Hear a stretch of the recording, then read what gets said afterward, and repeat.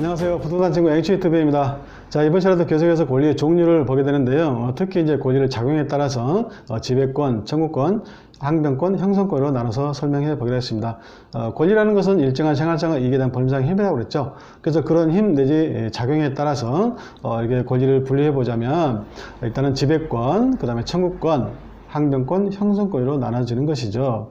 그리고 여기에서 이제 작용이라는 것은요, 그 힘이 어떤 방향으로 미치는가, 그 다음에 힘의 강도가 어떻게 되는가, 그런 것을 의미하는 것이죠. 그래서 그런 작용에 따라서 이렇게 권리가 또 이렇게 분류되는 것입니다. 여기서 지배권이라는 것은 그 권리의 객체를 직접 지배할 수 있는 권리이고, 그 다음에 청구권이라는 것은 특정인이 상대방 특정인에게 일정한 행위를 요구할 수 있는 권리입니다. 그래서 지배권과 청구권을 이렇게 비교해서 봐야 되는데, 지배권의 힘은 그 객체인 그 대상물에 미치는 것이죠.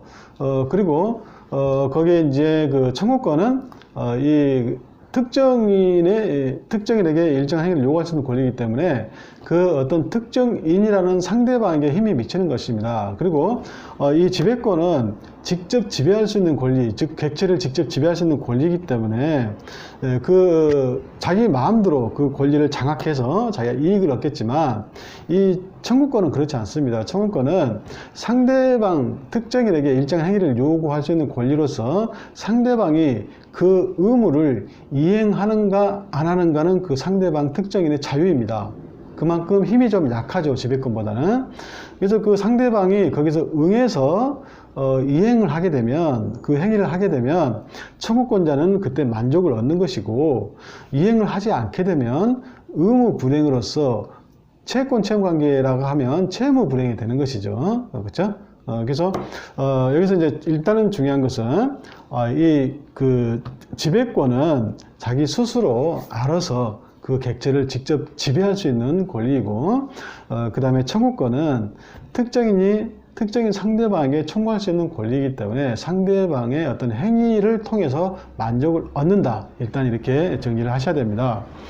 그리고 여기서 이제 예를 든다면은 갑이 가지고 있는 그런 부동산 소유권에 대해서 을과 매매계약을 이제 체결하고서, 그때 매매계약 체결할 당시에 매매대금은 1억으로 정하고 계약금 10분의 1, 1,000만 원을 계약 당시에 매수인 을이 매도인 갑에게 지급하고, 중도금은 한 달 후에 5천만 원 지급하기로 하고, 4천만 원 합시다. 4천만 원 하고, 그 다음에 또 1개월 후에 잔금 5천만 원을 지급하기로 이제 약정을 했다고 가정해 봅시다. 자, 이런 경우에 일단은 매매 계약을 체결한과 동시에 일단 채권 채무 관계가 발생합니다. 즉, 갑은 을에게 소유권 이전 등기를 장려해 준과 동시에 매매 대금을 지급하라고 요구할 수 있는 채권을 취득하고, 을은 거기에 대해서 채무를 부담하죠.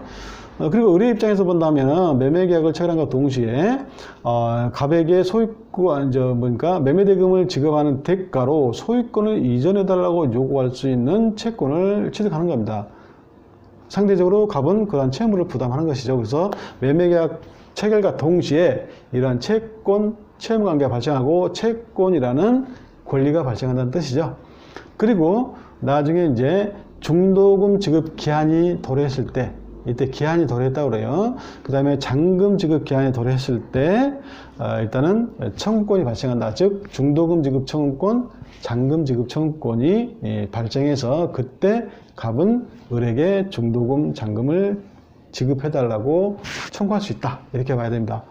따라서 여기서 이제 정리하자면, 청구권은 특정인 갑이 특정인 을에게 일정한 행위를 요구할 수 있는, 반대로 또 특정인 을이 특정인 갑에게 일정한 행위를 해달라고 요구할 수 있는 이런 권리가 청구권입니다. 그리고 그때 특정인은 일정한 행위를 해줌으로써 청구를 한 청구권자는 만족을 얻게 되는 것이죠. 즉 잔금 지급이라든가 소유권 이전이라든가 이런 행위를 해줌으로써 매도인과 매수인 이 청구권자는 만족을 얻게 되는 것입니다. 그리고 또 하나, 채권으로부터 청구권이 발생했다는 사실입니다. 즉 매매계약을 체결한과 동시에 채권이라는 권리가 발생했는데 그때 바로 청구권이 발생하는 것이 아니고, 이런 경우에는 이행기 내지 기한이 도래함으로써, 즉 중도금 지급 기한, 그 다음에 잔금 지급 기한이 도래함으로써 청구권이 발생했죠. 물론 이 청구권은 채권으로부터만 발생하는 것은 아닙니다. 물권으로부터 발생하는 경우도 있고 청구권이, 그 다음에 친권위로부터 청구권이 발생하는 경우가 있어요. 예를 들면 물권을 침해받게 되면 물권제 청구권이 발생하고요. 친권이 침해되면은 친권위로부터 또 청구권이 발생합니다. 예를 들면 친권이 있다는 것은 미성년자가 있다는 얘기인데, 친권이라는 것은 미성년자를 보호 양육할 수 있는 권리이고, 어린아이 3살짜리 어린아이가 있는데 그 어린아이를 친권자가 아닌 다른 사람에게 친권자 허락 없이 데리고 갔어요. 그러면 친권자는 그 어린아이를 데리고 간 사람에게 유아 인도 청구권을 행사할 수가 있어요. 이때는 친권위로부터 유아 인도 청구권이 발생한 것이죠. 또 물권이 침해되면 물권이 청구권이 발생한다고 했어요. 마찬가지로 채권의 이행기 내지 기한이 도래하게 되면 채권자 청구권이 발생한 것이죠. 그래서 이때 물권, 채권, 친권을 기초적 권리라고 그러고, 이런 물권이라는 기초적 권리가 침해되게 되면 물권이 청구권이 발생하고, 그래서 앞에다 물권적 이렇게 표현합니다. 물권적 청구권. 그 다음에 채권의 이행기 내지 기한이 도래하게 되면 청구권이 발생하는데, 이때도 앞에다 채권적 붙여가지고 채권적 청구권 이렇게 표현합니다. 그래서 이제 여기서 일단은 이제 청구권 개념을 또 설명드렸고, 그 다음에 이제 항변권이 있는데, 이 항변권은 상대방의 청구권 행사에 대해서 일정한 사유로 그 청구권 행사를 저지할 수 있는 권리를 항변권이라고 그래요. 그래서 이제 여기서 보시면 일단은 그 잔금 지급 기일에 갑은 이제 이행기가 도래했기 때문에, 즉 기한이 도래했기 때문에 을에게 잔금 지급 청구권을 행사할 수 있겠죠. 근데 이때는 뭔가 대가가 가야 되잖아요. 즉 소유권 이전등기를 해주면서 잔금을 지급해달라고 해야 되는데, 갑은 자기가 주는 건 주지 않고, 즉 소유권 이전등기에 필요한 서류를 을에게 주지 않고 을에게 일방적으로 잔금 지급 청구권을 행사하게 되면 을은 부당하잖아요. 그래서 을의 입장에서는 일단은 갑에게 이제 항변하겠죠. 어떻게 항변하냐면, 당신이 소유권 이전 등기에 필요한 서류를 넘겨줌과 동시에 나도 잔금을 주겠다. 이렇게 항변권을 행사하는 겁니다. 여기서 중요한 것은 뭐냐면, 당신의 잔금 지급 청구권의 기한이 도랬기 때문에 잔금 지급 청구권이 있다는 것은 내가 인정하겠다. 잔금 지급 청구권이 없다 이렇게 부정하는 건 아니에요. 있다는 것을 인정하는데, 다만 당신이 소유권 이전 등기에 필요한 서류를 넘겨줌과 동시에 나도 잔금을 지급하겠다 이렇게 항변하는 겁니다. 이것이 여기서 말한 것은 이제 동시이행 항변권이에요. 즉 당신이 소유권 이전 등기에 필요한 서류를 동시에 이행하면 나도 같이 동시에 이행하겠다 이렇게 항변하는 겁니다. 이것이 동시이행 항변권이 굉장히 중요합니다. 이것은 그리고 이제 이러한 항변권에는 동시이행 항변권만 있는 것이 아니에요. 여러 가지가 있습니다. 이건 나중에 볼 일이고요. 그 다음에 이제 형성권이 있습니다. 형성권. 이 형성권은 아까 말씀드렸듯이 권리자의 일방적 의사표시만으로 권리를 변동시킬 수 있는 권리라고 그랬죠. 그래서 거기 형성권 보시면 이제 위에 노란색으로 취소권, 해제권 예를 들어놨는데, 이 취소권을 이제 행사를 하게 되면 그 매매계약이 소급적으로 무효가 되어버립니다. 그래서 여기서 취소권, 취소권 행사, 매매가 소급적으로 무효가 된다 이런 개념 알 필요는 없어요, 지금은. 그래서 이제 여기서 예를 들면 갑이 매매계약 당시 미성년자 있다. 근데 법정 대리인 내지 친권자, 후견인 동의 얻지 않고서 매매계약을 단독을 했다. 이런 경우는 우리 민법 청주에서는 법률행위 취소 사유라고 보고, 매매계약이라면 법률에도 매매계약도 법률행위에 속합니다. 그래서 매매계약을 취소할 수 있다. 아니면 법률행위 취소할 수 있다. 이렇게 표현하는데, 이 매매계약을 취소하게 되면 매매계약을 한 당시로 소급해서 없어져 버립니다. 즉 무효가 돼 버립니다. 그렇다면 아까 말씀드렸듯이 매매계약 체결 당시에 채권 채무관계가 발생한다 했죠. 즉 권리가 이미 발생했습니다. 채권이란 권리가. 그런데 매매계약을 취소함으로써 채권이란 권리가 없어져 버린 거죠. 소급적으로 무효가 됐으니까. 그렇죠? 그래서 권리가 소멸한 겁니다. 그러면 갑의 입장에서 미성년자라는 이유로 을에게 취소권 행사라는 의사표시를 한 겁니다. 의사표시를 함으로써, 일방적인 의사표시를 함으로써 권리가 소멸했죠. 그래서 즉 권리가 변동한 거죠. 그래서 형성권이라는 것은 일방적 의사표시로 권리를 변동시킬 수 있는 권리를 형성권이라고 부르고, 그러한 형성권에는 여러 가지 권리가 있는데 취소권, 해제권을 여기다 예를 들어놨어요. 해제권 할 필요 없어요. 여기서는 나중에 다 설명할 겁니다. 그래서 해제권을 행사하게 되면 그 매매계약이 소급적으로 실효된다. 즉 매매계약이 없는 것으로 되기 때문에 채권 내지 권리가 소멸한 것으로 보기 때문에 이런 해제권도 형성권에 속하는 것이다. 아무튼 형성권이라는 것은 일방적 의사표시로 권리관계를 발생, 변경, 소멸시킬 수 있는, 즉 권리관계를 변동시킬 수 있는 권리가 바로 형성권이다. 이렇게 정리하시면 되겠죠. 그래서 이제 그 작용에 따라서 이렇게 네 가지 권리를 봤는데 이걸 구체적으로 다시 한번 또 보겠습니다. 물론 지금은 인문 강의 시간이기 때문에 그냥 감만 잡으시기 바랍니다. 뭐 100% 다 할 필요 없어요. 첫 번째 지배권이 나오는데 거기 보시면 타인의 행위를 필요로 하지 않고 일정한 객체를 직접 지배할 수 있는 권리다. 이미 설명드렸었죠. 그래서 거기에는 대표적으로 물권이 있는 것입니다. 그래서 이런 이제 뭐 이런 물권으로 지배권은 뭐 대내적 효력, 대외적 효력이 있는데 대내적 효력은 그냥 그 권리자와 그 객체인 물건이라고 하면 물건이죠. 물건에 대한 관계입니다. 그래서 직접 지배하는 효력이 있다고 그랬죠. 그 다음 대외적 효력으로서 제3자는 그런 물건 내지 소유권을 침해하면 안 되겠죠. 그래서 이것을 이제 뭐 노타치, 그죠? 배타적 효력이 있다는 겁니다. 다른 사람은 손대지 마라, 그죠? 그 다음에 이제 그래서 다른 사람이 손대면 이거 뭡니까? 물건을 침해한다는 얘기죠. 즉, 제3자가 이제 지배권인지 물건을 침해하게 되면, 거기에 대한 이제 어떤 청구권이 발생하는 겁니다. 그래서 아까 말씀드렸듯이, 물건을 침해하게 되면 물건이 기초적 권리로서 거기서 이제 물건의 청구권이 발생한다겠죠. 구체적으로 뭐 물권적 청구권이 뭐가 있는가 알 필요도 없고, 내용도 알 필요 없어요, 일단은. 그 다음에 뭐 불법행위도 성립하는 것으로 나오는데 뭐 불법행위가 뭔가 지금 알 필요 없고요. 그냥 넘어가시기 바랍니다. 자, 그 다음에 이제 그 청구권인데 청구권이라는 것은 이제 특정인이 다른 특정인에게 일정한 행위를 요구할 수 있는 권리다. 근데 이제 뭐 전번 시간에 말씀드렸지만 채권도 마찬가지죠. 채권은 채권자인 특정인이 채무자인 특정인에게 일정한 행위를 요구하는 권리잖아요. 그래서 혹시 뭐 채권과 청구권은 같은 개념은 아닌가, 이코로 관계는 아닌가, 이건 아니라겠잖아요. 전번 시간에. 그렇죠? 그래서 이제 그 아까 설명 생각해 보시면 아시잖아요. 일단은 이 채권이 발생에 따라서 바로 청구권이 발생한 건 아니라겠어요. 물론 바로 발생한 것도 있습니다. 그래서 조금 전에 설명드렸듯이 뭐 채권의 이행기가 도래야만 청구권이 발생한다. 이것을 채권이 청구권이다. 이렇게 설명드렸잖아요. 그렇죠? 그래서 이코로 관계는 아닙니다. 그리고 또 뭐 이 청구권이 채권으로부터만 발생한 것이 아니고 기초적 권리 물권으로부터도 발생하고 그것이 물권이 청구권이고 또 친권이 침해되면 또 친권으로부터도 청구권이 발생한다고 했잖아요. 그래서 아무튼 이 채권과 청구권은 이코로 관계 아니다. 즉 같은 개념이 아니다. 일단 이렇게 보고 그 다음에 이제 여기서 이제 청구권은 기초적 권리와 어떤 불가분적으로 결합되어 있다는 것입니다. 그래서 이제 여기서 이 청구권이 없는 기초적 권리는 어떻게 보면 안 꼽는 찐빵이에요. 빈 껍데기라는 얘기죠. 그래서 이제 이 청구권을 기초적 권리와 분리해서 따로 양도할 수 없다는 뜻이에요.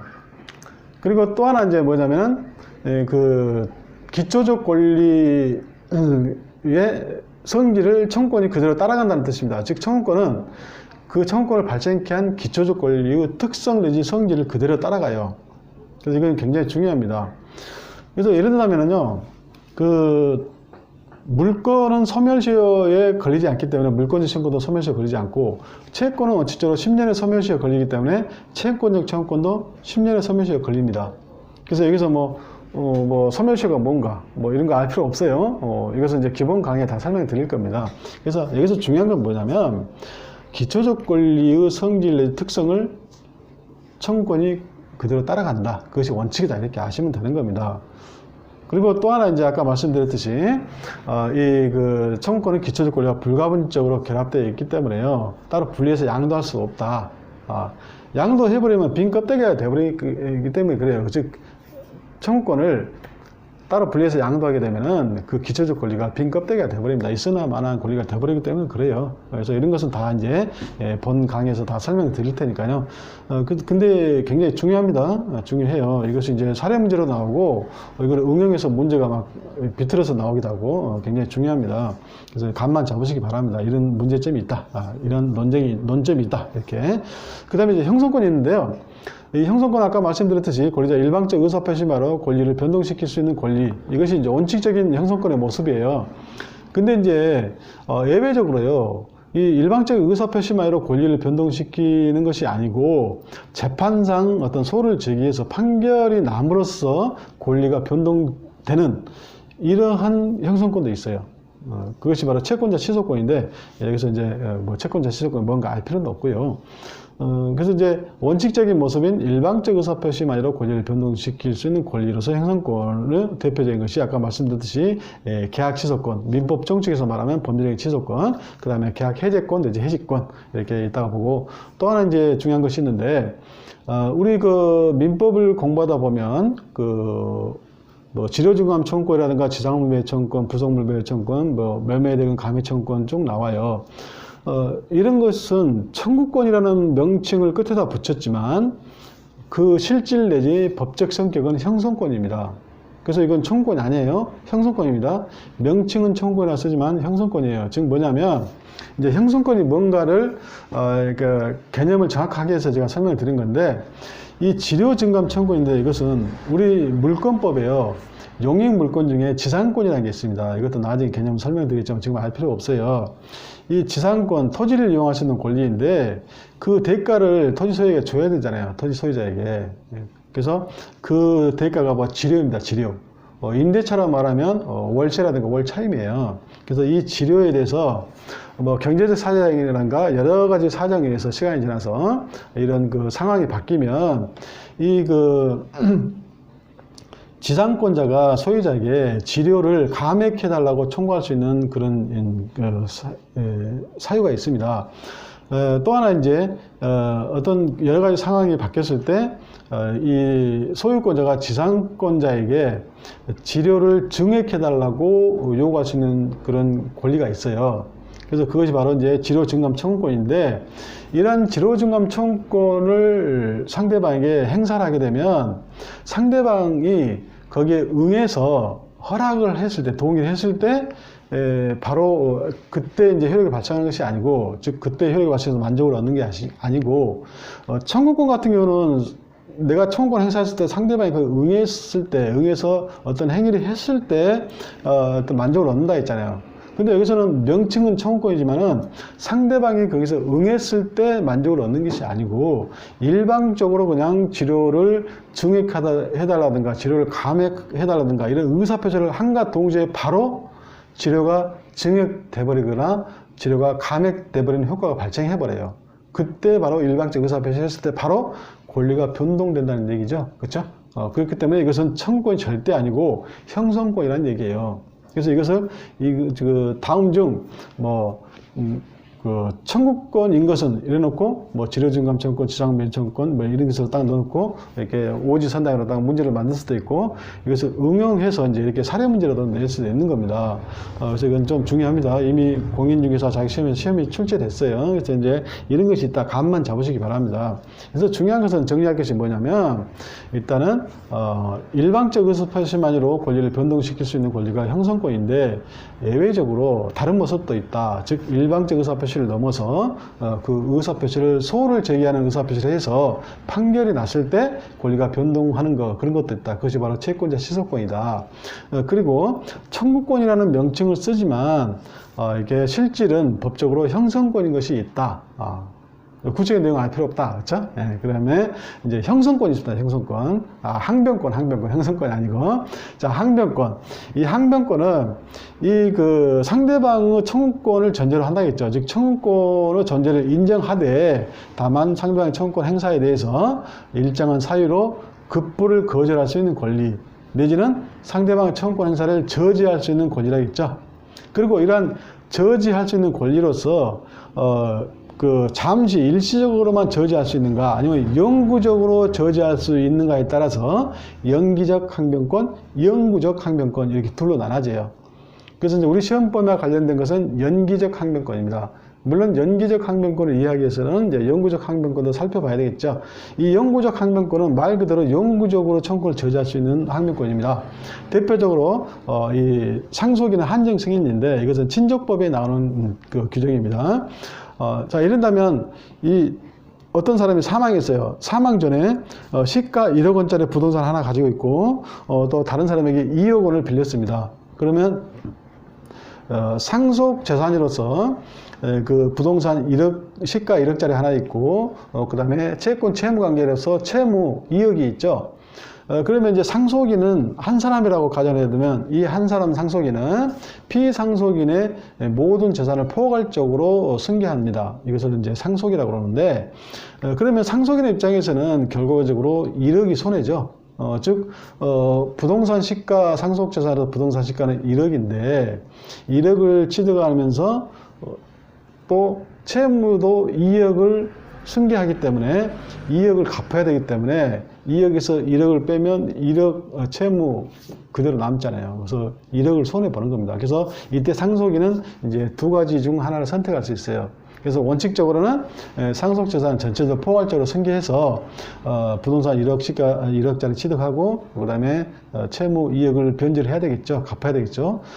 근데 이제 여기서 또 하나 선택해서 한정승인이라는 것을 선택하게 되면 물론 이제 한정승인은 법원에 신고하는 겁니다. 그래서 한정승인을 하게 되면 그 뭐냐면은 내가 적극 재산으로서 부동산 1억을 상속받는 그 한도 내에서만 채무를 변제하겠다. 즉 채무를 부담하겠다 이런 뜻이에요. 그러면은 결국은 그 부동산 시가가 1억이기 때문에 1억 한도에서 채무를 1억만 갚으면 되겠죠. 이것을 채권자 입장에서 본다고 하면 이 상속인이 한정 승인을 해버리면 그때는 이 상속인에게 1억만 채권 1억만 변제받을 수 있고 나머지 1억은 이 상속인이 죽을 때까지 달라고 오늘 할 수는 있어요. 할 수는 청구권 행사는 할 수 있어요. 그렇지만 이 상속인 입장에서는 당신의 청구권을 인정하겠지만 나는 이제 한정 승인을 했기 때문에 주지 못하겠다. 1억을 나머지 1억을 내가 주지 못하겠다, 안 주겠다 이렇게 항변할 수 있다는 얘기입니다. 영구적으로 죽을 때까지. 그렇죠? 이것이 바로 한정 승인이고 이것이 바로 영구적 항변권인데 이제 영구적 항변권과 비교해서 연기적 항변권이 있는데 이것은 영구적으로 상대방 청구권 행사를 저지할 수 있는 것이 아니고 일시적으로만 저지할 수 있다는 얘기예요. 그것이 바로 이제 대표적으로 동시 이행의 항변권이라는 얘기예요. 물론 연기적 항변권은 여러 가지가 있어요. 그렇지만 대표적으로 동시 이행의 항변권이 있고 아까 예를 들었듯이 매매계약에서 이 매도인이 자기는 소유권 이전 등기에 필요한 서류를 넘겨주지 않으면서 매수인 을에게만 매매대금 잔금 5천만 원을 지급해달라고 청구권을 행사하게 되면 을의 입장에서는 부당하기 때문에 즉 공평의 원리상 을이 갑에게 이제 항변을 하는데 어떻게 항변하냐면 당신이 소유권 이전 등기에 필요한 서류를 넘겨준과 동시에 나도 이행을 하겠다. 뭘 이행해요? 잔금 지급 5천만 원을 내가 이행하겠다, 주겠다. 이렇게 항변하는 것이 동시 이행의 항변권입니다. 이때도 마찬가지로 당신의 잔금 지급 청구권은 내가 인정을 하겠다. 맞죠? 부정하는 게 절대 아닙니다. 부정하면 항변권 행사가 아니에요. 인정을 하는데 거기에 대해서 동시에 내가 이행하겠다. 이렇게 항변하는 것이죠. 이것이 바로 동시 이행 항변권입니다. 그래서 지금까지 이제 이 전문 시간에는 그 권리의 내용에 따라서 일단은 재산권, 인격권, 그 다음에 그 사원권, 가족권 이렇게 나눠봤고 그 다음에 이번 시간에는 이제 권리를 작용에 따라서 지배권, 청구권, 항변권, 형성권 이렇게 나눠봤었죠. 자, 다음 시간에는 이제 그 의무자, 권리자가 있으면 의무자가 있죠. 의무자의 범위에 따라서 절대권과 상대권으로 나눠진데 그거에 대해서 설명하고 그 남은 시간에 이제 권리와 구별되는 개념 이것도 굉장히 중요합니다. 권리와 구별되는 개념으로서 권능, 권한, 권원에 대해서 설명해 보기로 하겠습니다. 자, 지금까지 시청해 주셔서 감사합니다. 네, 다음 시간에 뵙겠습니다.